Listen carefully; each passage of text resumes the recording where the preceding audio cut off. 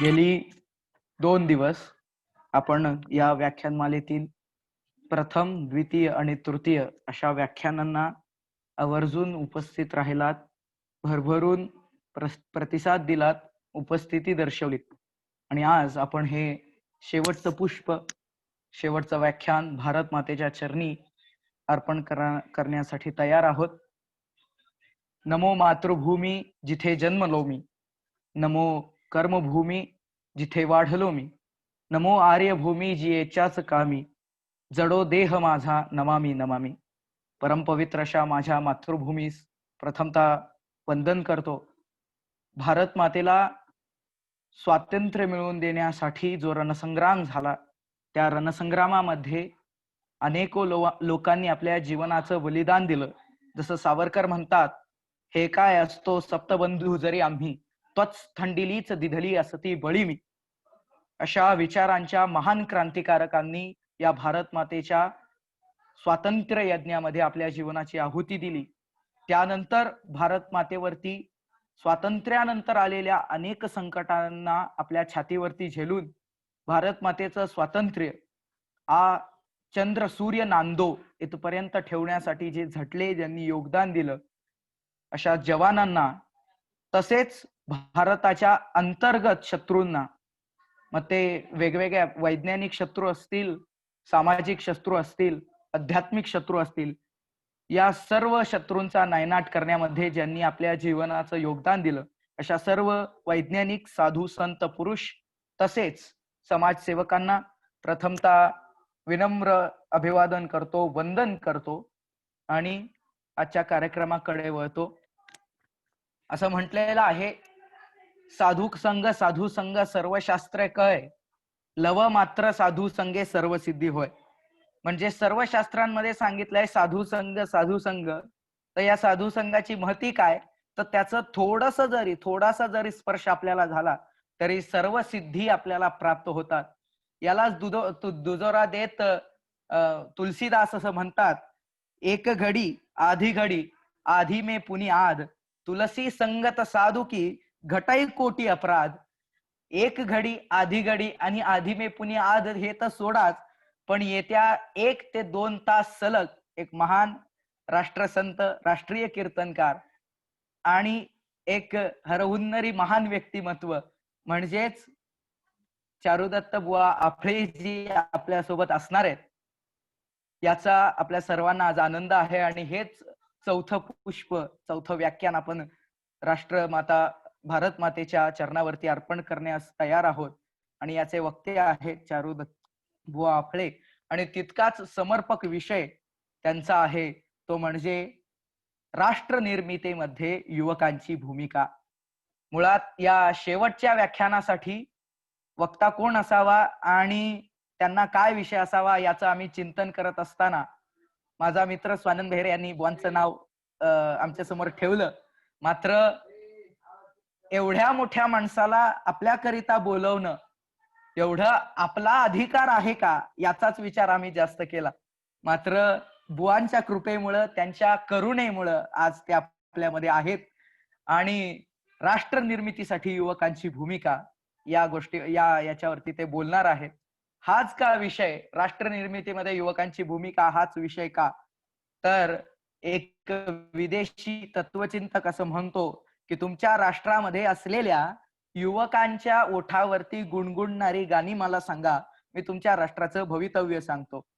स्वामी विवेकानंदही म्हणाले, I want 10 नचिकेतास, मला नचिकेता सारखे 10 युवक द्या, मी अवघं विश्व पालटून दाखवतो. म्हणजे भगवान श्रीकृष्ण, रामचंद्र, स्वामी विवेकानंद, सावरकर, लोकमान्य आणि डॉक्टर APJ अब्दुल कलाम यांच्यापर्यंतच्या सर्व महान व्यक्तींना, तत्वचिंतकांना विचारलं की राष्ट्र बदलवण्याचं शक्ती कुणामध्ये आहे, राष्ट्र बदलवण्याचं सामर्थ्य कुणामध्ये आहे, तर या सर्व मुखातून एकच उत्तर येईल आणि ते म्हणजे युवक. कारण डॉक्टर APJ अब्दुल कलाम म्हणायचे की भारताची सर्वात मोठी शक्ती आहे भारताचे युवक, आणि भारताचं सर्वात मोठं दुर्दैव आहे ते म्हणजे भारताची युवक शक्ती कुठल्या तरी वाईट कामामध्ये लागणं. त्यामुळे युवकांना दिशा दाखवण्यासाठी आजचे जे वक्ते आहेत परमादरणीय हरिभक्तपरायण श्री चारुदत्त बुवा आपळे हे आपल्या सर्वांसमोर आहेत. अत्यंत आनंदित उत्साहित असं माझं मन आहे, ज्यांच्याविषयी मी काय बोलू अशा प्रकारचा माझा हे आहे. म्हणजे मी त्यांच्याविषयी बोलणं म्हणजे सूर्याला बॅटरीने दाखवणं आणि म्हणणं हे बघा मी बॅटरीने सूर्य दाखवतो, तो सूर्य आहे. सूर्य हा त्याच्या प्रकाशाने दैदिप्यमान आहे, प्रकाशित आहे. तरीही थोडक्यामध्ये त्यांचा परिचय करण्यासाठी मी माझा मित्र स्वानंद बेहरे याला विनंती करतो की त्यांनी चारुदत्त बुवा आपळेजी यांचा थोडक्यामध्ये परिचय सांगावा.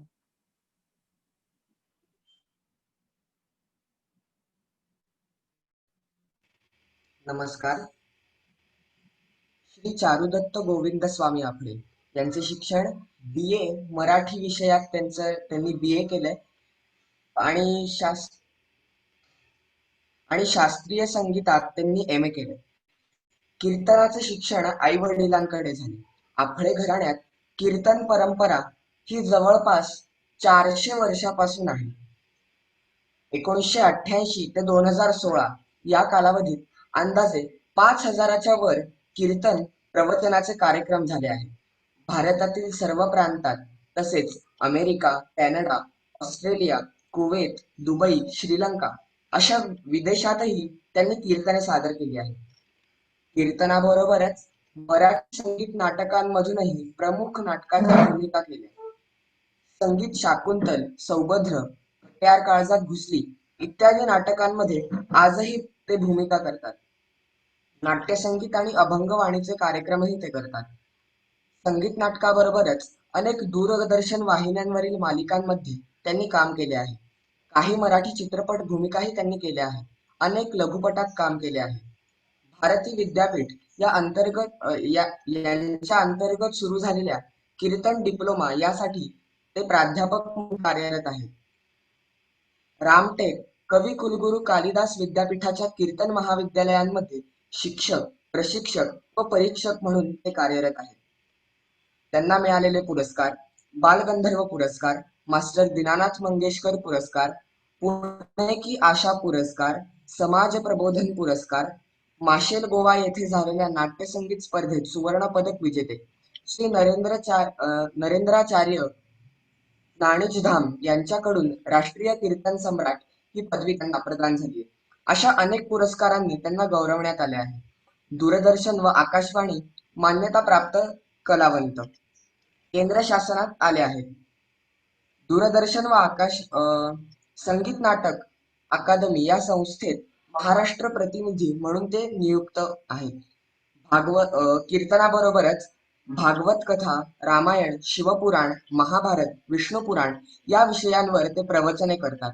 कीर्तनामध्ये देवचरित्र, क्रांतिकारक, सैनिक, शास्त्रज्ञ, समाज सुधारक, प्रदूषण मुक्ती, कचरा निर्मूलन या विषयांचा अंतर्भाव, त्यामुळे तरुणांमध्ये लोकप्रिय कीर्तनकार म्हणून ख्यातनाम. धन्यवाद. धन्यवाद. स्वानंदने आता जो परिचय करून दाखवला तो केवळ औपचारिक परिचय होता, परंतु माझ्यासारख्या एका तरुणाला भावलेला परिचय असा की ज्यावेळेस आज आपळे बुवांचं कीर्तन टीव्ही वरती लागणार आहे त्यावेळेस हातचा सगळा अभ्यास, सगळं कार्य सोडून आम्ही सगळे एकत्र येऊन टीव्ही समोर बसतो. का तर येत्या 2 तासामध्ये आम्ही इन्व्हेस्ट केलेला जो वेळ आहे त्यातून आम्हाला जे आउटपुट मिळणार आहे ते जीवन घडवण्यासाठी अत्यंत महत्वपूर्ण आहे याची आम्हाला पुरेपूर खात्री असते आणि म्हणून आम्ही त्यांच्या समोर येऊन बसतो. माझ्या आजोबांना एक 3 दिवसापूर्वी सांगितलं मी की आपळे बुवांचं आज आम्ही व्याख्यान ठेवलेलं आहे. त्यावेळेस त्यांनी सर्व त्यांचा वेळ सोडून ते केवळ आज त्यांचं कीर्तन माफ करा व्याख्यान ऐकण्यासाठी इथं उपस्थित आहेत. म्हणजे आंतरराष्ट्रीय ख्यातीचे आणि त्याचबरोबर परम आदरणीय असे आपळे बुवा आज आपल्यामध्ये आहेत. तत्पूर्वी एक सूचना आहे की आपळे बुवांना आपण त्यांचं व्याख्यान झाल्यानंतर काही प्रश्नही विचारू शकतो. ते प्रश्न आपण आमचे जे सहकारी आहेत जे को-होस्ट म्हणून दिसतात तुम्हाला त्या को-होस्ट यांना तुम्ही आपले प्रश्न पाठवू शकता. त्याचबरोबर आपण नंतर हँड रेज करू शकता, ते नंतर मी सांगेन. त्याचबरोबर हा कार्यक्रम हा टेक्नो भारती TECHNOBHARATI या टेक्नो भारतीच्या फेसबुक पेजवर आता सध्या अवेलेबल आहे. त्याची लिंक तुम्हाला शेअर केली जाईल. तर ज्यांना कोणाला इथे झूमवर अवेलेबल होता येत नाही त्यांनी तिथे तो पाहू शकता. तर लगेचच मी यानंतर बुवांना विनंती करतो की त्यांनी आपले 2 शब्द ठेवावे, कारण बुवांच्या समोर मी बोलणं म्हणजे कुमार गंधर्वांचं गाणं ऐकण्याआधी गाढवाला गायला लावण्यासारखं आहे. सो खूप खूप धन्यवाद. बुवांना मी विनंती करतो की त्यांनी आपले व्याख्यान, आपलं मार्गदर्शन आमच्या समोर ठेवावं.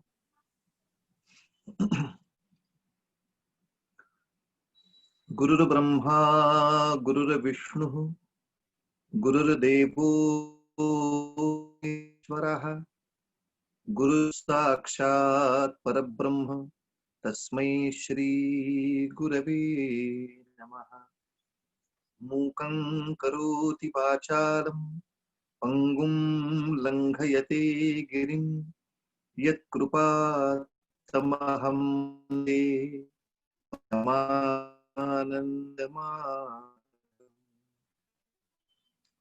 जय जय रघुवीर समर्थ.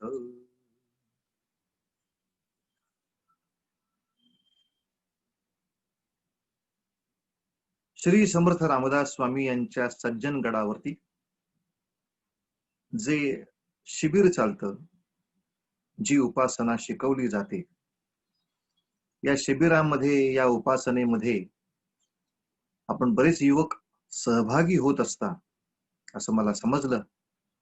आणि आता या लॉकडाऊन प्रकरणामुळे आता काही एकत्र अशी सामूहिक उपासना होणार नाही. तर मग तंत्रज्ञानाचा थोडासा आधार घेऊन की आपण हे एकत्र येणं, एकत्र चिंतन करणं, एकत्र उपासनेचा प्रयत्न करणं हे चालू ठेवूया असा तुम्ही सगळ्यांनी विचार केलात आणि तो आता प्रत्यक्षामध्ये उतरवलात. यामध्ये खूप मोठ्या लोकांची आपण व्याख्यानमाला ऐकलेली आहे. गेली कित्येक काळ तुम्ही ती व्याख्यानमाला ऐकताच आहात. 15 ऑगस्टच्या निमित्ताने ही 2 दिवसाची एक वेगळी व्याख्यानमाला आपण केलीत. पण आतापर्यंत अनेक संस्काराच्या दृष्टीनं सुंदर अशी व्याख्यानं, चिंतन आपण सगळ्यांनीच ऐकली आहेत. आज माझ्या विषयाला मी थोडीशी सुरुवात करताना एक प्रार्थना अशी करतो की ज्यांना शक्य असेल त्यांनी थोडीशी मी बोलतो त्या गोष्टीची नोंद पण करून घ्या. कशासाठी सांगतो? कारण कित्येक वेळेला आपण अशी तास 1.5 तास व्याख्यान ऐकतो ते त्यावेळेला बरंच लक्षात राहतं, पण नंतरच्या काही काळानंतर ते आठवड्याभरानी, महिन्याभरानी साधारणतः वा छान झालं होतं हा व्याख्यान, या एका वाक्यापलीकडे फारसं त्यातलं आपल्याला स्मरत नाही. आणि मी यासाठी सांगतोय, ही नोंद याच्यासाठी विचारतोय की आपण हे सगळे आतापर्यंत विविध व्याख्यानातून ऐकलेले विचार नोंद करून आपणही असे अनेक ठिकाणी ते सगळे विचार पोचवावेत आणि आपणही अशा तऱ्हेनं या विचारांचा प्रसार करावा अशी माझी एक छोटीशी इच्छा आहे, नम्र विनंती आहे. आणि याला अनुसरून आपण सगळेजण कार्य कराल अशी मी आशा बाळगतो. तर माझ्या विषयाची सुरुवात करताना एवढं सांगेन की राष्ट्र निर्मितीमधलं युवकांचं स्थान असं आपलं शीर्षक आहे. आणि एवढ्यासाठी मुळात राष्ट्र हाच शब्द समजावून घेण्याचा थोडासा एक प्रयत्न करणार आहे. कारण आपल्या व्यवहारामध्ये नेहमीच आपण देश आणि राष्ट्र असे 2 शब्द सतत वापरतो. पण मग एकाच गोष्टीसाठी आपण 2 शब्द कशाला वापरतो? मग देश आणि राष्ट्र या 2 शब्दात काही फरक आहे का? तर तो थोडासा आहे, लक्षात ठेवण्यासारखा फरक आहे. आणि तो फरक असा की राष्ट्र या संकल्पनेमध्ये ज्या 5 गोष्टी आहेत, राष्ट्र या संकल्पनेचे जे पंचप्राण आहेत, राष्ट्र निर्मितीसाठी ज्या 5 गोष्टींची नितांत आवश्यकता आहे, त्या 5 गोष्टीपैकी एक गोष्ट आहे देश. या 5 गोष्टीपैकी एक गोष्ट आहे देश. थोडक्यात आणखीन असं सांगता येईल की देश ह्या विषयाचा संबंध भूगोलाशी येतो, निसर्गाशी येतो. झाडं, नद्या, पर्वत, पशु, पक्षी आणि इतर जगापेक्षा आपल्या इथे असलेलं त्याचं वैशिष्ट्य, ऋतूंचं वैशिष्ट्य, ह्या सगळ्या गोष्टी असतात. याला देशाची माहिती असं म्हटलं जातं. जे आपण सीमा आता सगळ्या सैनिकांच्याकडून ऐकल्या की भारताचं काय विचित्र दुर्दैव आहे हो, की सगळ्या आपल्या सीमा अतिशय अवघड आहेत, दुर्लंघ्य अशा आहेत, जायला यायला अत्यंत दुर्घट आहेत. पण शत्रू त्या सगळ्या वाटा सुलभ करतो, आतमध्ये शिरतो आणि 70 वर्ष आपलं दुःख असं होतं की आपल्या सैनिकांना तिथे त्या सीमेवरती पोचायला ते दुर्लभ होऊन बसतंय. तरी सुद्धा आताचा कालखंड आपल्या सैनिकांच्या दृष्टीनं, आपल्या सीमांच्या दृष्टीनं खूपच भाग्याचा असा म्हणावा लागेल की त्या सीमेवर उभे असलेल्या आपल्या सैनिकांची सगळी दुःख दूर करण्याचा आता राज्य सरकारने, केंद्र सरकारने चंगच बांधलाय. आणि जेवढं जेवढं म्हणून आपल्या सैनिकांना सेवा करताना सुलभता प्राप्त होईल ते सगळं देण्याचा ते प्रयत्न करतायत. पण आपण कारगिलचं युद्ध जर अभ्यासलं किंवा चीनचं युद्ध जर अभ्यासलं तरी सुद्धा आपल्याला एक कळेल की का अशी देवाने रचना केली आहे, देवच जाणे. पण कारगिल सारख्या त्या हिमशिखर भारतीय सैनिकांना जर जायचं असेल तर जास्त चढ असतो, म्हणजे जवळजवळ 70-80 डिग्रीचा चढ लागतो. आणि पाकिस्तानातून कारगिल पर्यंत पोहोचायचं असेल तर त्यांना 30-40 डिग्रीचा चढ ठेवला गेलाय. म्हणजे निसर्गतः तसा आहे. चीनच्या बाजूने सुद्धा विचार केला तरी तो तसाच आहे. त्यांच्या बाजूने त्या सीमेवरती येणं खूप सुलभ आहे आणि आपल्या दृष्टीने त्या सीमेवरती जाणं, उतरवणं, विमान नेणं, तिथली रसद सामुग्री पोहोचवणं हे खूप दुर्लभ आहे. पण तरी सुद्धा आपल्या सर्व सैनिकांनी, आपल्या सर्व शासनाने अतिशय अथक परिश्रमाने सैनिकांची सीमेचे दुःख दूर केले यात संशय नाही. तर आपल्या सीमारेषा, आपली अनेक प्रांतामध्ये असलेली विविधता आणि त्या विविधतेमध्ये सुद्धा असलेली एक विशिष्ट एकतानता, या सगळ्या विषयाचं चिंतन हे आपल्या देशाचं चिंतन आहे.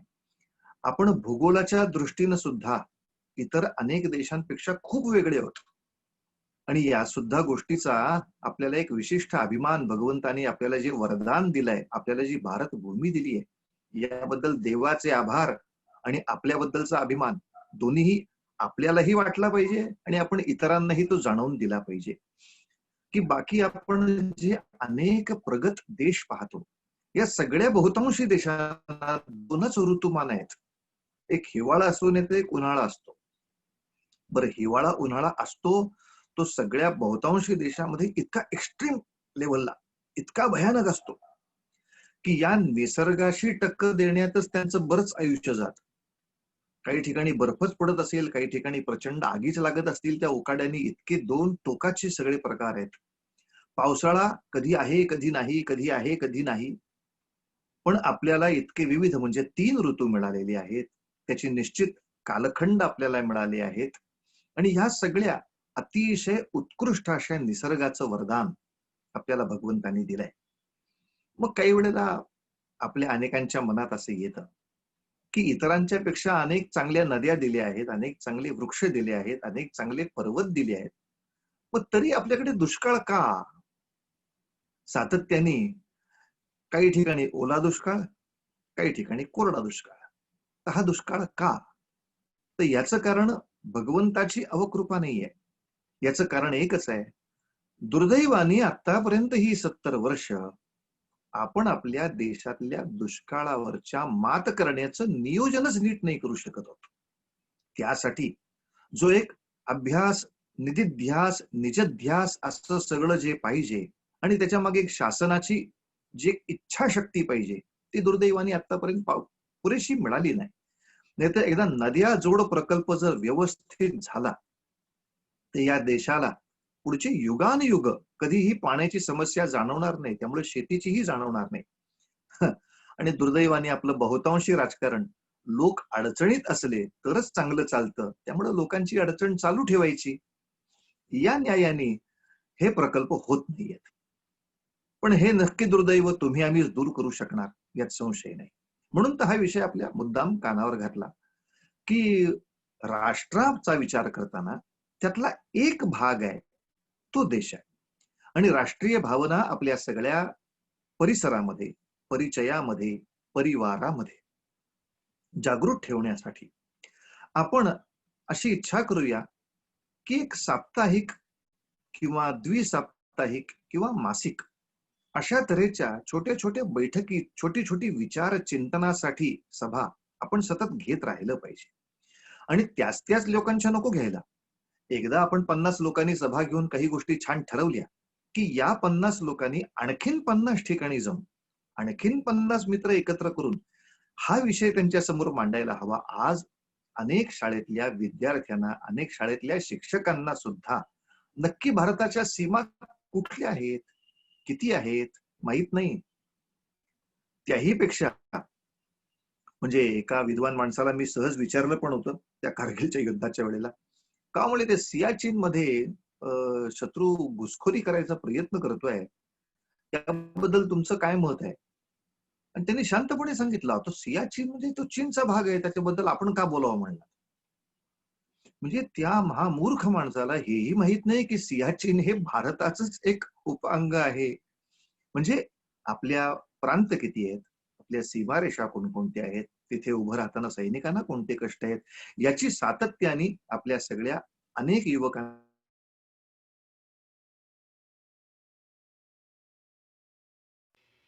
बुवा तुम्ही म्यूट आहात.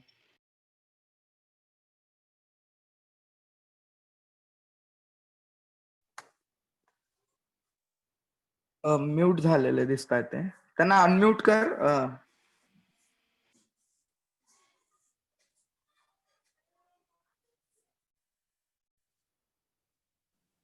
आता ऐकू येते?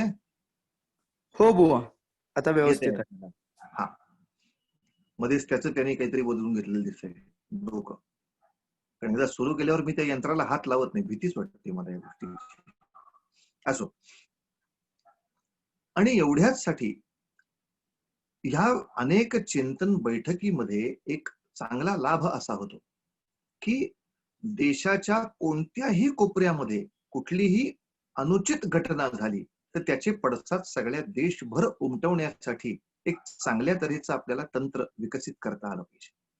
की जसं आपण स्वातंत्र्यपूर्वीच्या काळामध्ये पाहतो की बंगालची फाळणी जेव्हा जाहीर झाली तेव्हा त्याचा निषेध म्हणून राजस्थानामध्ये मोर्चे निघाले, त्याचा निषेध म्हणून गुजरातमध्ये निदर्शनं झाली, त्याचा निषेध म्हणून पंजाबमध्ये निदर्शन झाली, महाराष्ट्रात निदर्शन आपल्याला माहिती आहे, सावरकरांनी परदेशी कापडाची होळी जी केली याच्या मागचा राग बंगालची फाळणी. कर्नाटकामध्ये निदर्शनं झाली, केरळमध्ये झाली की त्या काळातले देशनेते ज्या तऱ्हेनं चांगला प्रचार करत होते की बाबा रे, एखादा देह किंवा एखादं शरीर जिवंत आहे याला पुरावा काय? ते श्वास घेत आहे हा एवढाच पुरावा पुरेसा नाही. त्यात चैतन्य जर असेल तर त्याच्या पायाच्या करंगळीला जरी चटका लागला तरी अख्खं अंग शहारलं पाहिजे, अख्ख्या अंगापर्यंत त्या संवेदना गेल्या पाहिजेत. हाताच्या करंगळीला असा नाही विचार करायचा, पायाची करंगळी कुठल्या कुठं दूर आहे, उगाच कुठं माझ्या डोक्याला त्रास करून घेऊ, बसू शांत आपण आपला, असं नाही होता कामा. मग तो देह जिवंत आहे याला अर्थ राहत नाही. म्हणून देशाच्या कोणत्याही भागामध्ये जसं आता काश्मीरमध्ये भयानक आघात झाला, सगळ्या देशभर त्याच्या संवेदना उमटल्या आणि त्या उमटायला हव्या, अगदी बरोबर. दिल्लीमध्ये काही अनाचार झाला, त्याच्या संवेदना देशभर उमटल्या. या आणखीन कशा व्यापक प्रमाणावर उमटवता येतील असाही विचार या आपण अनेक चिंतन बैठकींनी प्रसृत करू शकतो आणि अनेकांना त्याच्यामध्ये सहभागी करू शकतो. म्हणून देशाच्या व्यापकतेची कल्पना देणं, देशामधल्या उत्तम निसर्गाची कल्पना देणं, हा निसर्ग सांभाळण्यासाठी आपण खूप काही करायला पाहिजे याची आपण सतत एकमेकांना जाणीव करून देणं. नुसता निसर्गच नाही, आपला परिसर सुद्धा उत्तम राखण्यासाठी, तो स्वच्छ राखण्यासाठी, सुगंधी राखण्यासाठी, त्याही बरोबरीनं मंगलमय त्याच्या सगळ्या परिसराचा वावर असण्यासाठी आपल्याला खूप काम करावं लागणार आहे. म्हणजे सगळं काम पाठीवर पडणार नाही. पुण्याच्या नुसत्या हमरस्त्यावरनं फिरलं तरी सुद्धा जाणवतं की परिसराची अस्वच्छता सुद्धा अमंगलत्व देते. किती ठिकाणच्या परिसराची पुनर्उभारणी करणं आवश्यक आहे. तेव्हा त्याचंही थोडं थोडं चिंतन. अर्थात सगळं काही आपल्या 100 युवकांना सगळं शक्य असतं असं नाही. पण समर्थ करावे आणि समर्थ म्हणवावे या उक्तीप्रमाणे अनेक छोट्या छोट्या पणत्यांनी आणखीन अनेक छोट्या छोट्या पणत्या प्रज्वलित केल्या तर आपोआप दिवाळी साजरी करता येते. त्यासाठी सूर्याची वाट बघावी लागत नाही, चंद्राची वाट बघावी लागत नाही, पौर्णिमे काय आहे काही पाहावं लागत नाही. आपोआप आपल्याला प्रकाशाचा उत्सव करता येतो. अनेक पणत्या तयार करणं हा त्याच्या मागचा एक सोपा मार्ग आहे. तर देश हा विषय मी सांगितला की देशाच्या सीमा सांभाळायला हव्यात, प्रांत सांभाळायला हवेत. त्या प्रांतामध्ये काही अनुचित झालं तर त्याचा निषेध सर्व देशभरातल्या प्रमुख आणि ठिकाणी उमटायला हवा, त्याची निदर्शनं व्हायला हवीत, त्याच्यावर चर्चा व्हायला हवी. फेसबुक पासून ते वृत्तपत्रापर्यंत त्याच्यावरती चिंतन मंथन व्हायला हवं. जर मीडियाने योग्य पद्धतीचं मंथन नाही केलं तर आपण युवकांनी अनेक विद्यार्थ्यांमध्ये त्याची योग्य मंथन घडवायला हवीत. हा सगळा विषय आहे देश या विषयाचा आहे. पण राष्ट्र या विषयातला एक घटक आहे तो देश आहे. मग आता राष्ट्र नावाची भावना सगळ्या आपल्या या भारतवर्षामध्ये या आर्यावर्तामध्ये घट्ट राहावी, सगळ्या विद्यार्थ्यांमध्ये घट्ट राहावी, सगळ्या युवकांमध्ये घट्ट राहावी. यासाठी आणखीन काय केलं पाहिजे तर लक्षात ठेवा, आपल्या धर्मशास्त्रांनीच असं सांगितलंय की राष्ट्राचा दुसरा प्राण आहे, त्याला म्हणतात भाषा. भाषा. आणि म्हणून आपल्या लक्षात येईल की जेव्हा भारताच्या राष्ट्रीय भावनेला संपवायचं होतं तेव्हा शत्रूंनी सतत त्यांची भाषा आपल्या अंगावर ठोकली. आणि जितका परकीय भाषांचा आपल्यामध्ये शिरकाव होईल, जितका परकीय भाषांचा आपल्यामध्ये अनुनय सुरू होईल तेवढी आपली राष्ट्रीय भावना कमी होत जाते.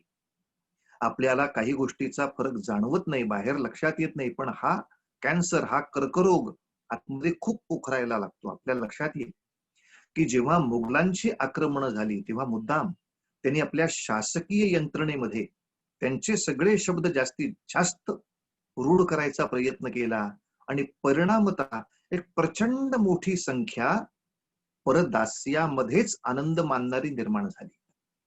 आणि तेव्हा आपल्याला मुद्दाम आठवण करून देतो की जेव्हा छत्रपती शिवाजी महाराजांनी हिंदवी स्वराज्य स्थापन केलं, ते वाढवलं आणि जेव्हा त्यांचा राज्याभिषेक झाला, आता ते अधिकृत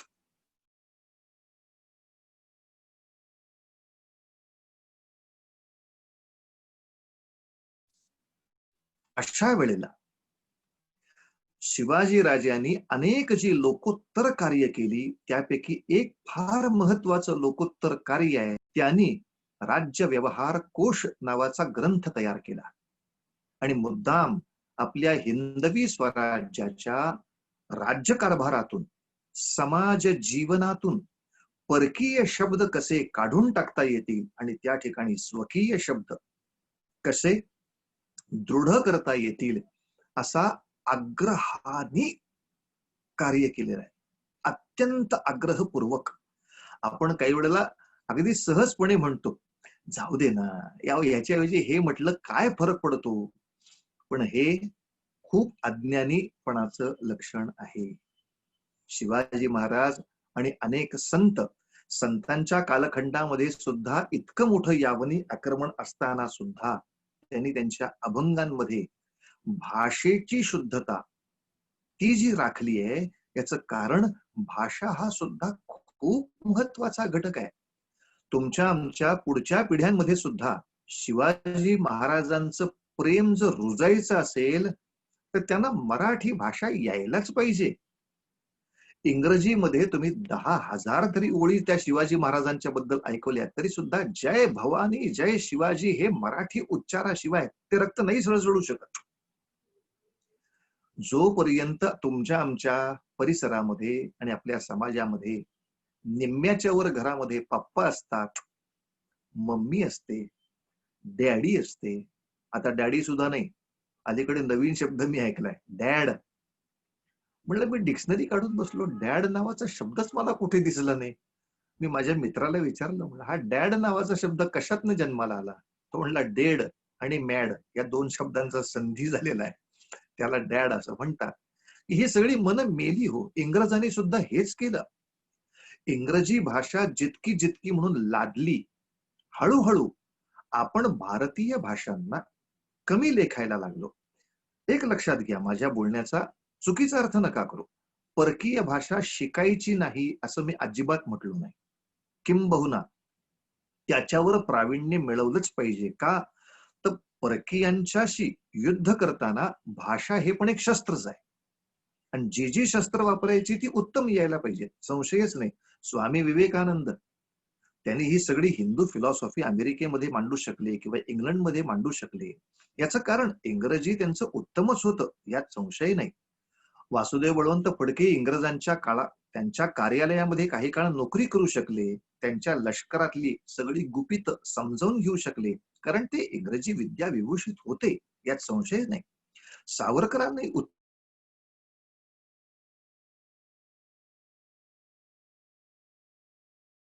माहिती म्हणून सांगतो की सावरकरांच्या चरित्रात आणि त्यांच्या मित्रांच्या आठवणीत असा उल्लेख आहे की इंग्लंड मधले अनेक प्रोफेसर, मोठी माणसं सुद्धा आपल्या विद्यार्थ्यांना सांगायची की उत्कृष्ट इंग्रजी भाषण जर ऐकायचं असेल, उत्कृष्ट इंग्रजी वक्तृत्व जर ऐकायचं असेल, तर त्या सावरकरचं भाषण जाऊन ऐक. आमच्या लेक्चरपेक्षा काय त्याचं भाषण जबरदस्त असतं. असं कौतुक शिक्षकांनी करावं. इतकं अप्रतिम इंग्रजी त्यांना येत होतं. म्हणजे इंग्रजी येणं किंवा चायनीज भाषा येणं, जॅपनीज भाषा येणं, फ्रेंच भाषा येणं, रशियन भाषा शिकणं याच्यामध्ये दोष नाही.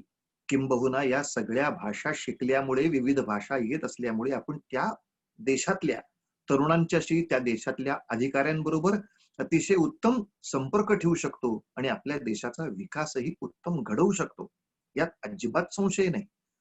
मग भाषा हा विषय काय आला? विषय इतकाच आला की या सगळ्या ज्या भाषा आहेत त्या आपल्याला संपर्काच्या भाषा किंवा याच्या पुढचं राजकारण साधण्याच्या भाषा, म्हणजे साधन म्हणून वापरायचे आहेत. साधन म्हणून वापरायचे आहेत. मी एकच दृष्टांत दिला की तुम्हाला कळेल या दोघांमध्ये फरक काय आहे. फरक एवढाच आहे की आपल्याला आई जशी काळजी घेणारी असते तशी मावशी पण काळजी घेते, तशी आत्या पण काळजी घेते, तशी काकू पण आपली काळजी घेते. मग आत्या, मावशी, काकू यांचा अनादर करायचा आहे का? तर नाही. या सगळ्यांचा आदर असलाच पाहिजे. पण वाईट कुठे होतं की मावशी आता मला जास्त पैसे देते, आत्याच्या प्रेमामुळे आता मला जास्त बढती मिळणार आहे, म्हणून जर आपण आईला कमी लेखायला लागलो तर दोष येतो. म्हणून इतर भाषा शिकण्याबरोबरच आग्रहपूर्वक नव्हे, अत्यंत आदराने मराठी बोलण्याचा सराव आपल्या सगळ्या मित्रांकडून करून घेणं. 3 भाषा आपल्याला सांभाळल्या पाहिजे. एक प्रांत भाषा मराठी, नंतर राष्ट्रभाषा हिंदी, आणि त्याचबरोबर आपली पूर्वीपार असलेली देववाणी जी संस्कृत. या 3 भाषांचा आपण इतर व्यवसायाच्या बरोबरीनं थोडा व्यासंग ठेवला पाहिजे. आज परदेशामधली खूपशी मुलं आपल्या संस्कृतीपासून पटकन दूर गेलेली दिसतात. याचं पुष्कळशा वेळेला कारण असं, आपण त्यांच्यावर भाषेचा आग्रह लादत नाही. अर्थात दुर्दैव असं आहे की हा फक्त दोष मराठीमध्ये जास्त आलाय, नाहीतर अन्यथा मी 5-8 देश फिरलो, पण सगळ्या देशांमध्ये कोणत्याही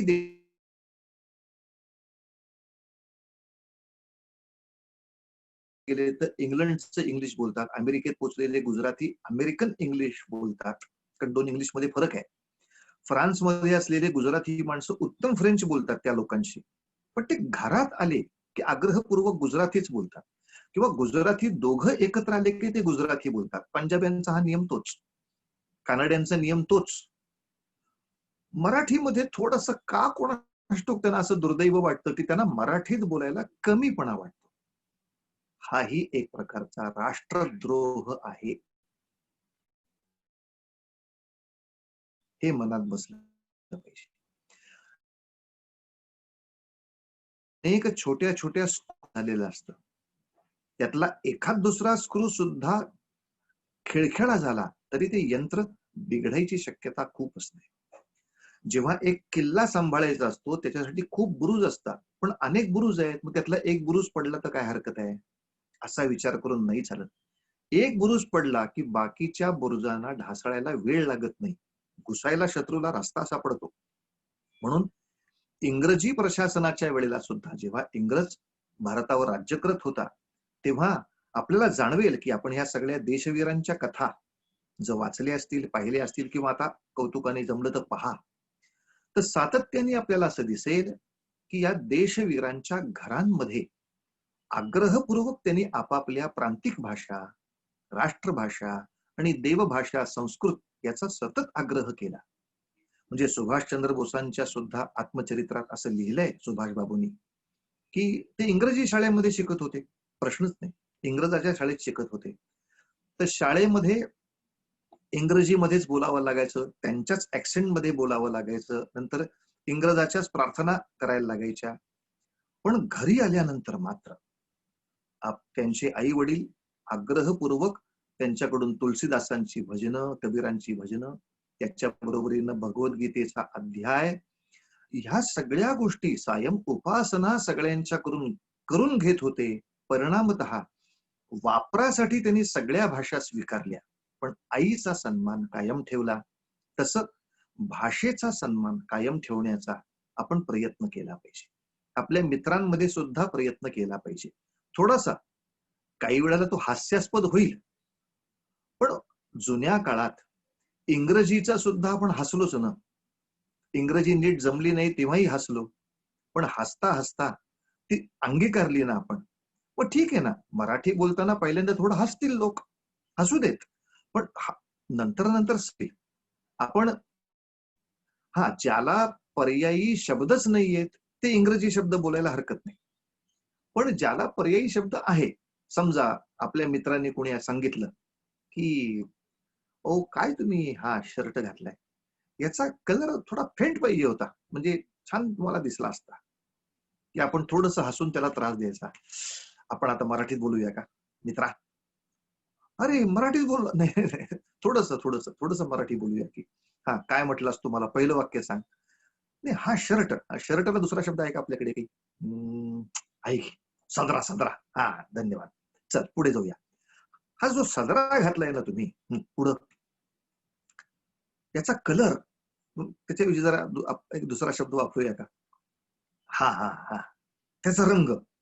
शाबास, हा रंग. पुढे काय म्हटलं? थोडा फेंट पाहिजे होता. फेंटला आपण काही म्हणू शकतो का? जरा फिकट पाहिजे होता, छान दिसला असता. धन्यवाद, आईचा सन्मान ठेवलात, मनःपूर्वक धन्यवाद. परत एकदा वाक्य म्हणावं अख्खं. हा की आपले बुवा, तुम्ही हा जो सदरा घातलायत ना, त्याचा रंग थोडा फिकट असता ना तर एखाद्या वेळी आणखीन शोभून दिसला असता. असं थोडा वेळ असा प्रयत्न करणं काही वेळा हास्यास्पद होईल. माणसं हसतील, काय वेडपणा चाललाय, बोलू दे ना त्याला काय बोलायचं ते. तो स्क्रू ढिला नाही होता कामा, तो स्क्रू ढिला नाही होता कामा. शिवाजी महाराजांना जे समजलंय आपल्यापेक्षा त्यांना जास्त समजतं असं आपण मानून चालूया ना. मग त्यांनी हिंदवी स्वराज्य राखण्यासाठी किंवा राष्ट्र, माझं हे राष्ट्र आहे, ही भावना आपल्या सगळ्या मावळ्यांमध्ये, आपल्या सगळ्या नागरिकांमध्ये घट्ट राहावी यासाठी जर राजकोष केला आग्रहपूर्वक. त्यांना अरबी भाषा येत नव्हती का? नक्की येत होती, कारण त्यामुळेच तर ती बादशहाची पत्र सगळी ते वाचू शकायचे किंवा एकमेकांमध्ये काय संवाद चाललाय ते समजू शकायचे. भाषा येऊ नये असं नाही, भाषा यावी, ती येण्यासाठी थोडासा त्याचा व्यासंग करायला हवा, तो करावा. पण काही वेळ तरी आपल्या घरामधला एक वेळ पाहिजे जेव्हा आपण छान मराठी बोलू, आपण छान हिंदी एकमेकांशी बोलू, आपण संस्कृत मधल्या काही श्लोकांचं, काही मंत्रांचं एक छान उच्चारण एकत्र येऊन करूया, ज्या योगे या आपल्या सगळ्या मातांचा सन्मान राखणं होईल. या मातांचा सुद्धा सन्मान होणं. आणखीन सोप्या शब्दात सांगतो, वापरायच्या ज्या इतर सगळ्या भाषा आहेत ते आपले बूट आहेत, ते आपल्याला योग्य चालण्यासाठी वापरायचे. आणि आपलं घर हे आपलं देवघर आहे. बूट कितीही जरी उपयोगाचे असले तरी आपण देवघरात आणतो का? तेवढा फक्त पथ्य पाळलं ना आपण तरी खूप आहे. की आपण पूजा करायला बसल्यानंतर संस्कृतचे मंत्र किंवा आपल्या संतांचे अभंग हेच आपल्या तोंडातून यायला पाहिजेत. आणि नाहीतर मग काय होईल? मग काहीतरी टीव्हीवरती इंग्रजी गाणी चालू आहेत आणि डोक्यामध्ये काहीतरी वेगळंच चालू आहे आणि मग पूजा, असं नाही होता का? आपण राष्ट्रभाषेमध्ये उत्तम आपल्याला काही काळ का होईना थोडं बोलता आलं पाहिजे. ज्याच्यामध्ये इतर भाषांची कमीत कमी भेसळ करून बोलता येईल असं स्वच्छ आपल्या भाषांचा सुद्धा सन्मान हा राष्ट्राचा एक प्राण आहे. तेव्हा देश हा जसा प्राण आहे, देशाची माहिती हा जसा एक प्राण आहे, तसं आपली भाषा ती सांभाळणं, त्याची प्रगल्भता सांभाळणं, त्याची व्युत्पन्नता सांभाळणं, त्याची चांगली रसिकता सगळ्यांच्या पर्यंत पोहोचवणं ही खूप महत्वाची आहे. तिसऱ्या प्राणाकडे जातो. तिसरा प्राण आपला आहे राष्ट्र सांभाळण्यासाठी आणखीन सांभाळायचा असतो तो राष्ट्राचा इतिहास. इतिहास सांभाळायचा असतो म्हणजे हेच तर चुकलं तुमचं आमचं आतापर्यंत. म्हणून आपण आपल्याच देशामध्ये आपल्याच राष्ट्राचे द्रोही सांभाळत राहिलो. दुर्दैव तेच झालं की देश किंवा राष्ट्र तुम्हाला उत्तम करायचं असेल तर राष्ट्राच्या शिक्षण पद्धतीवर फार विचार करावा लागतो, फार गंभीर विचार करावा लागतो. जोपर्यंत तुम्ही आपल्या राष्ट्राचा वैभवशाली इतिहास लोकांच्या मनावर रुजवत नाही तोपर्यंत या राष्ट्राबद्दलचं प्रेम त्यांच्या मनात येऊ शकत नाही, या राष्ट्राबद्दलची राष्ट्रीय भावना त्यांच्या मनात मूळच धरू शकत नाही. राष्ट्राचा वैभवशाली इतिहास सांगितला पाहिजे. इंग्रजांनी काय केलं पुन्हा पहा, की आपल्या राष्ट्राचा असाच इतिहास चुकीचा ते शिकवत बसले की ज्यायोगे आपल्याला आपल्या राष्ट्राची घृणा वाटेल, आपल्या पूर्वजांच्या बद्दल वाईट वाटेल की काय फालतू रामचंद्र होते, मूर्खासारखं वागले हो, काय फालतू कृष्ण होते, रावण मात्र चांगला होता, लक्षात घ्या तुम्ही. हो हो, कंस म्हणजे एक नंबर हो, वा वा वा वा वा वा. यानंतर आयुष्यामध्ये सगळ्यात मोठा कोणाला मानायचा असेल तर तो कर्णालाच मानला पाहिजे, कृष्ण गेला खड्ड्यात त्या बाजूला. लोकांच्या डोक्यातली श्रद्धास्थानं बिघडवून ठेवायची. म्हणून तर आज भारतामध्ये तुम्ही पहा, शिवाजी राजांचे, शिवाजी महाराजांचे अनेक भक्त आहेत, पण दुर्दैवाने अफजल खानाचेही अनेक भक्त आहेत. सगळ्या देशाला, सगळ्या राष्ट्राला एक इतिहास नाही चाललेला.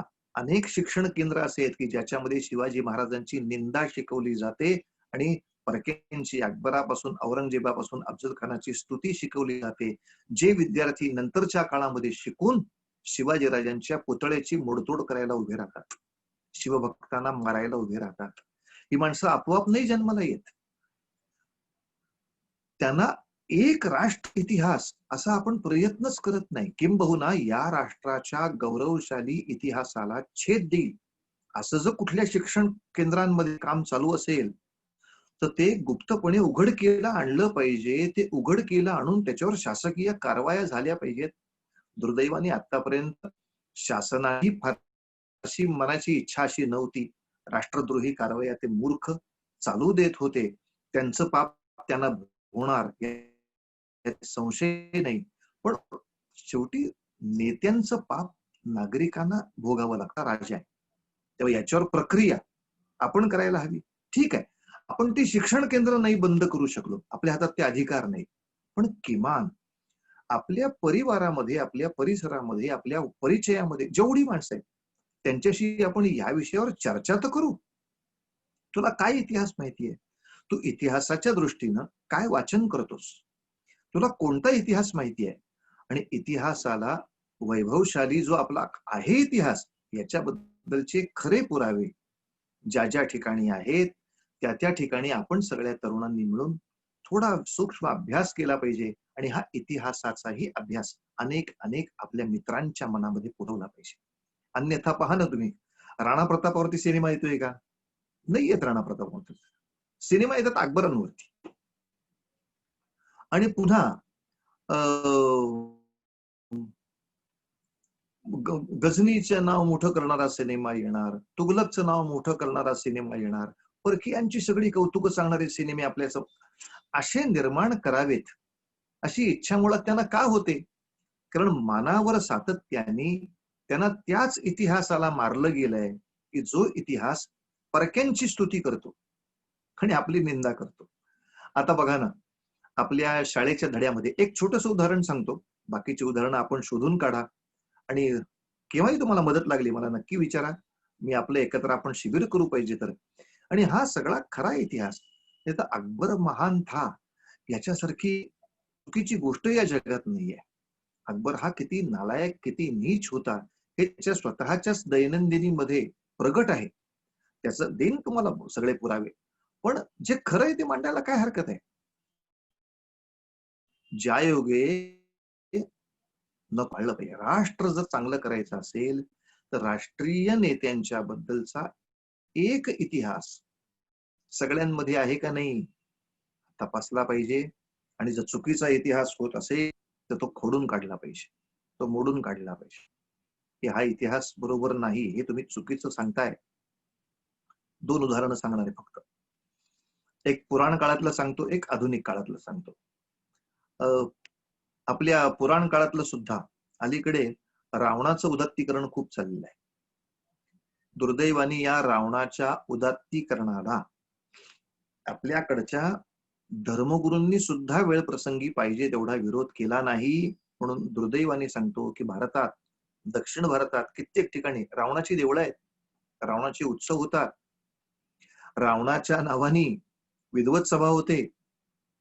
किती दुर्दैव मला सांगा की एकाच देशामध्ये रामाचेही भक्त आहेत आणि रावणाचेही भक्त आहेत. हा वेडेपणा का?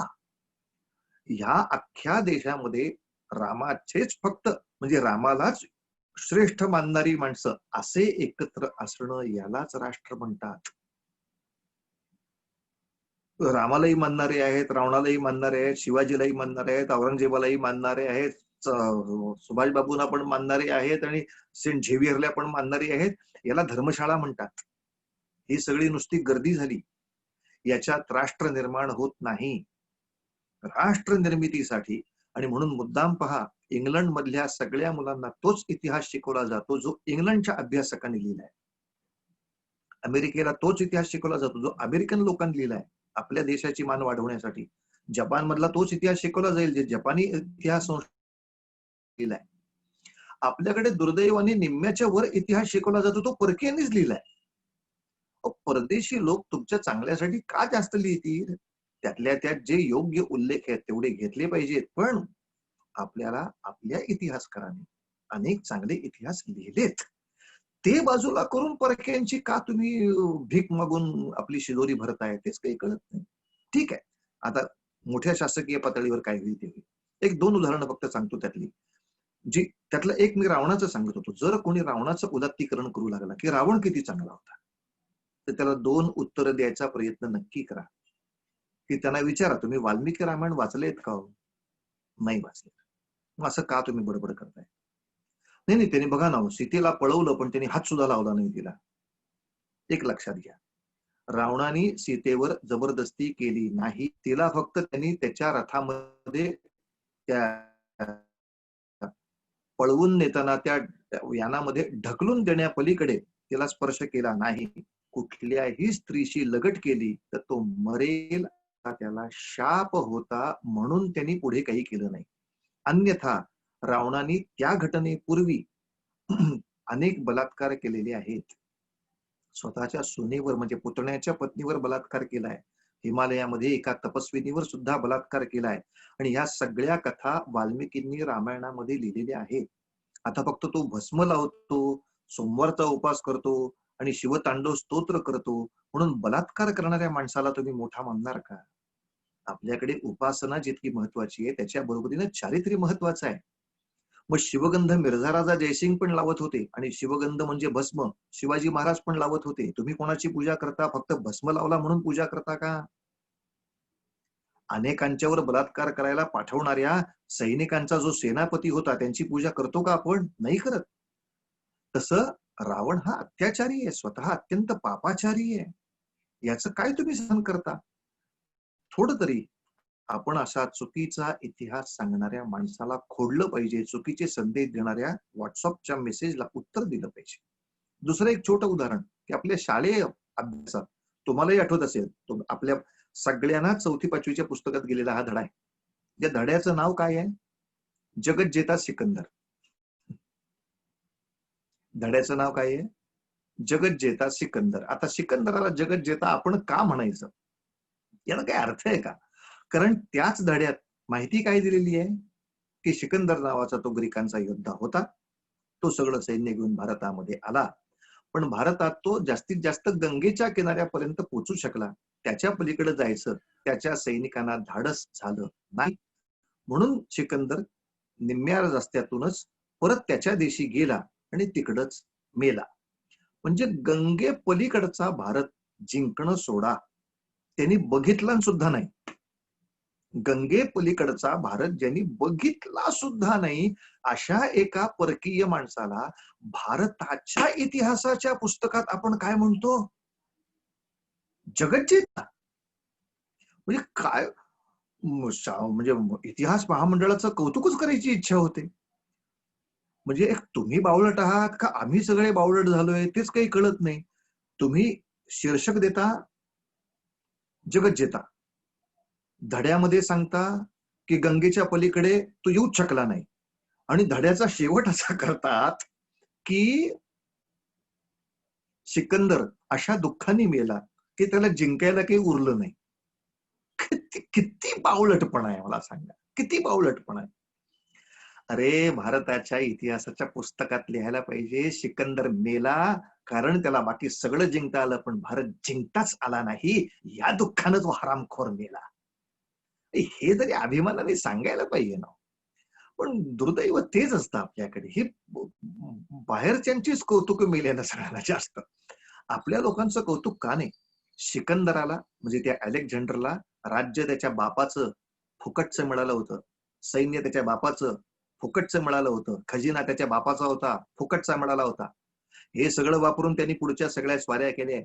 आणि याच्या उलट त्याच्याशी युद्ध करणारा चंद्रगुप्त, त्याला वडिलांकडनं काही मिळालं नव्हतं, आधी सैनिक काही त्याच्याकडे नव्हते, पण अशा चंद्रगुप्तानं प्रचंड मोठी फौज उभं करून त्या सिकंदराला मागं लोटला.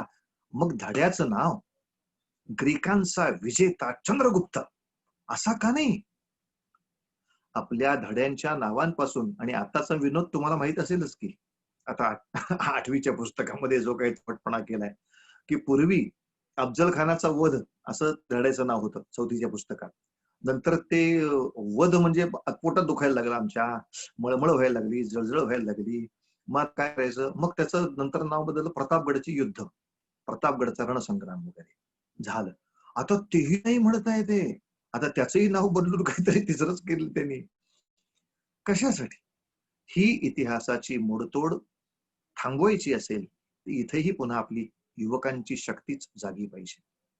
एक, याच्यावर उग्र विरोध तरी प्रगट व्हायला पाहिजे, आणि दुसरं, नुसता काही वेळेला बाहेरून विरोध करून कामं होत नाहीत. तेव्हा आपल्या सगळ्या तरुणांना, आपल्या सगळ्या या समर्थक भक्तांना एक थोडी विनंती करीन, की ज्या ज्या मुलांना शक्य आहे, जे आता शासकीय सेवेमध्ये जाण्याची ज्यांची शक्यता आहे, अशा लोकांनी जास्तीत जास्त शासकीय सेवेमध्ये शिरा. इतर कोणत्याही व्यवसायांपेक्षा शासकीय मोठमोठी पद आपल्या हाती आली की या सगळ्या गोष्टी फार पटकन बदलता येतात, याचा बदल फार लवकर करता येतो. कारण लक्षात घ्या तुम्ही, अरे चुकीचा इतिहास सांगतायत, अरे चुकीचा इतिहास सांगतायत, हे बाहेरनं थोडा वेळ ओरडता येईल, पण आपण शिक्षण मंत्रालयापर्यंत जोपर्यंत पोहोचत नाही तोवर एवढा मोठा पटकन बदल नाही करता येणार. त्याचबरोबरीनं की अरे हा काय भ्रष्टाचार भाषेचा चाललाय, हा बाहेरून ओरडून थोडंसं काम होईल. पण समजा तुरुंगामधल्या कैद्यांना चुकीचाच इतिहास कोणी सांगत असेल, कारण 7-7, 8-8 वर्ष कैदी आत असतात, त्यांना शिकायची इच्छा असते, त्यांना समजा चुकीचीच पुस्तकं आपला तुरुंग अधिकारी देत असेल, तर तुरुंगातनं आता हे बाहेर पडणारे सगळे गुन्हेगार म्हणजे आता नागरिक ते डोकं फिरवूनच येतील का नाही, कारण त्यांना चुकीचा इतिहास शिकवला गेला. तर मग अशा ठिकाणी तुरुंगावरचे अधिकारी जर आपणच असू, तर आपण त्या सगळ्या लोकांना, जे 7 वर्षाच्या कैदेसाठी आहेत, जे 10 वर्षाच्या कैदेसाठी आहेत, जे 14 वर्षाच्या दुर्दैवाने कैदेसाठी आहेत, त्यांना आपण चांगली पुस्तकं देऊ. त्यांना आपण चांगले इतिहासाचं पान देऊ. ज्या योगे ते बाहेर येताना अरे अशा काहीतरी वैभवशाली गोष्टी मी करीन असा मानस तरी घेऊन येतील ना. तेव्हा तुरुंगावरचे अधिकारी आपण होणं, पोलीस खात्यामधले आपण अधिकारी होणं, सैन्य दलामधले आपले चांगले अधिकारी होणं, त्याचबरोबर शासकीय शिक्षण सेवेमधले आपण चांगले अधिकारी होणं, पालिकेतल्या मोठमोठ्या सर्व्हिसमध्ये आपण मोठे अधिकारी होणं, हे शासन प्रशासन जितकं ताब्यात येईल तितकं जेवढं पटकन जग बदलता येतं तेवढं इतर गोष्टी नाही बदलता येत. आता इंजिनियर डॉक्टर्स हे आवश्यक असतात यात वादच नाही, की आपले काही मित्र समजा इंजिनियर डॉक्टर झाले, त्यांना समजा असा काही छान प्रकल्प करायचा असेल तर हे नेमकं शासकीय कागदांमध्ये अडकवून ठेवतात. मग आपलाच जर मित्र त्याच्या शासकीय अधिकार पदावरती असेल, फटाफट फटाफट सगळी कामं करून काय जगाला किती बलसागर छान पटकन करता येतो. म्हणून हे थोडं नेटवर्क आहे, की आपण युवकांनी ठरवून या पुढच्या 4 वर्षात मी या पदापर्यंत जाईल, तू या पदापर्यंत पोहोचायचं, तू या हे सगळे युद्धाच्या स्ट्रॅटेजी असतात. या पदांपर्यंत पोहोचायचं आणि मग आपण म्हणजे स्फोट घडवू सगळ्या चांगल्या गोष्टीचा. कशासाठी खोट्याला प्रतिष्ठित केलंय आपण? कशासाठी खोट्याला प्रतिष्ठित केलंय? खोटं प्रतिष्ठित केल्याचे काय भयानक परिणाम होतात ते आपण पाहिलेत, की खोटा इतिहास शिकवल्यामुळे जवाहरलाल नेहरू इन्स्टिट्यूट मधली ही हजारो मुलं अफजल गुरुचं कौतुक करत होती. ज्यांनी संसदेवर हल्ला केला त्याचं कौतुक करायला उभी राहिली होती. आता संसदेवरचा हल्ला हा काही कुठल्या मंदिरावरचा नव्हता, कुठल्या मशिदीवरचा नव्हता, कुठल्या चर्चवरचा नव्हता, कुठल्या गुरुद्वारावरचा नव्हता, कुठल्या बुद्ध मंदिरावरचा नव्हता. हा भारताच्या एका संविधानावर केलेला हल्ला. आता भारतावर जो हल्ला करतो त्याचे फोटो गळ्यामध्ये अडकवून त्याच्या नावाने जय जयकार करत, कितने अफजल मारोगे हम घर घर में अफजल लाएंगे अशा घोषणा करत दिल्लीमध्ये 20-20 हजार विद्यार्थी निदर्शनं करत होते. आपण ते पाहिलंय, टीव्हीवर पाहिलंय, बातम्यांमध्ये पाहिलंय. हे 20,000 25,000 विद्यार्थी आणि त्या विद्यार्थ्यांवर कारवाई झाली तर त्यांच्या समर्थनार्थ मुंबईतल्या अनेक विद्यार्थ्यांनी स्ट्राईक केले, संप केले. म्हणजे वाईट असं वाटतं की हे काही 2 वर्षात तयार झाले नाहीत. म्हणजे अनेक शिक्षण संस्था 10-10, 20-20 वर्ष आपली एक स्ट्रॅटेजी पाळतायत आणि मुद्दाम घाणेरडा इतिहास आपल्या मनामध्ये पसरवून याच देशाचे अनेक द्रोही याच देशामध्ये पोचले जात आहेत. ही सगळी आपल्या देशद्रोही शत्रूंची शिबिराच्या शिबिर जर संपवायची असतील तर योग्य इतिहास ज्यांच्या मनात पक्का आहे अशा प्रचंड आपल्या राष्ट्रप्रेमी तरुणांचं भयानक संघटन पाहिजे. आणि आज सगळ्या प्रांतात काही ना काही प्रमाणात ते संघटन चालू आहे. मी अगदी काही निराश नाही. मी कीर्तनाच्या निमित्ताने अनेक प्रांतांमध्ये जातो तेव्हा मला दिसत असतं अनेक ठिकाणी चांगलं संघटन आहे. पण तुम्हालाही प्रार्थना करीन, कारण यंत्रयुगामध्ये तुम्ही आमच्या खूप पुढे आहात. तर अशा अनेक ठिकाणी जी कामं चालली असतील त्यांच्याशी तुम्ही कनेक्ट करून राहणं. आणि आपल्यासारखंच कर्नाटकात कुठे काम चालू आहे, आंध्रात कुठे काम चालू आहे आणि मग तुम्ही आम्ही 10 संघटना एकत्र होऊन काही मोठा एखादी छान करू का, असं सत्य इतिहासाचं जागरण. हाही विषय खूप महत्वाचा आहे. मी राष्ट्राच्या 3ऱ्या प्राणाबद्दल बोललो.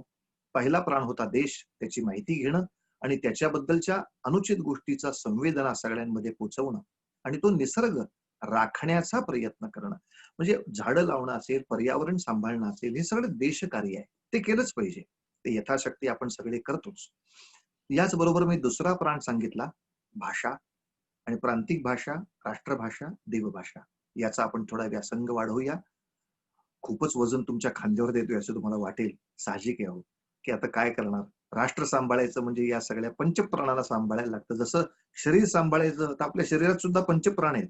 यातला एक जरी प्राण बंद पडला ना, हे बुवा बंद पडले बरं का, तेव्हा जाऊ दे 4 चालू आहेत ना, असं एसी युनिट नसतं आपल्याकडे. 5ही प्राण चालू पाहिजे. इतिहासाचा असा जागर तुम्ही आम्ही छान करूया. आता 4था प्राण सांगतो. 4था प्राण आहे संस्कृती.